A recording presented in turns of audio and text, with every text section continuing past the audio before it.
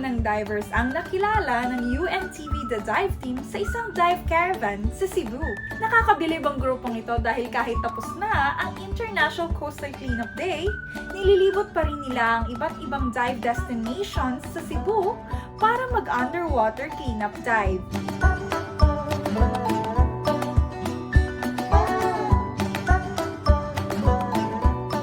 I was invited by the Ugly Grouper group and Mr. Art Barrett to be part of their dive caravan. All of this marine protected area, we are planning to visit it with the help of our governor in Cebu and the local officials from the different barangay.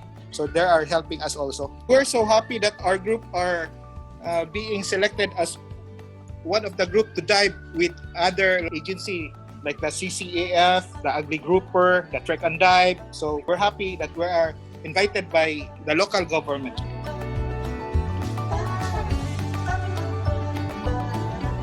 Our motto here is, our fun dive is a working dive. So we go anywhere. As long as we are invited, we will clean your reef. As long as there's water, we will dive it, we'll clean it. We're not funded by any government agency. They just give us an authority to dive in that area. So kami na yung bahala mag-bring ng tank, kami na bahala mag-bring ng own gear. But if they'll provide us with like food, it's okay, that's better. Like in Argao, so the mayor there provide us with food and a place to stay. So that's for 2 nights, imagine that. So after the dive, there's a lechon, there's like a little party, so good thing. Every time we see trash underwater, it's very sad for us. So wala tayong magawa. So we have to do our part. So we do our part. We clean. We educate people. We cannot force other people. We show them how to be a good example. You have to take your own trash. Every time you visit to other places, if wala kayong makita na basurahan, so bring it with you. Then pag uwi mo sa hotel or sa house mo, doon mo itapon. Segregate your trash so that hindi mahihirapan yung ating gobyerno or yung mga basurero pag-segregate ng trash. It will always start from us.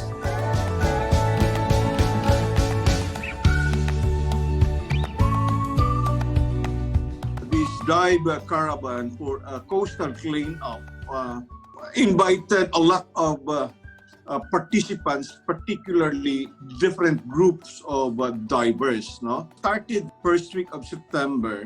This is a yearly activity, so we still continuing it until end of the year.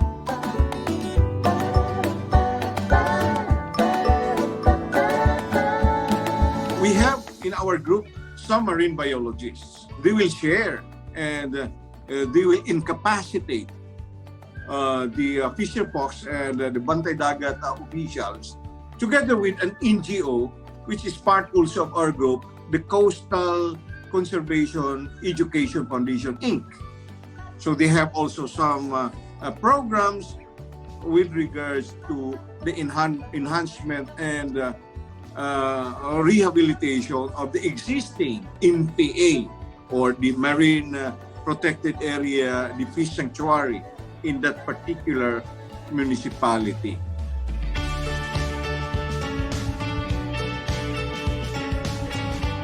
We are trying to teach and we are trying to incapacitate not only the marginalized fisher folks, but likewise the government officials, the municipal officials, of how to improve and enhance and maintain the MPAs.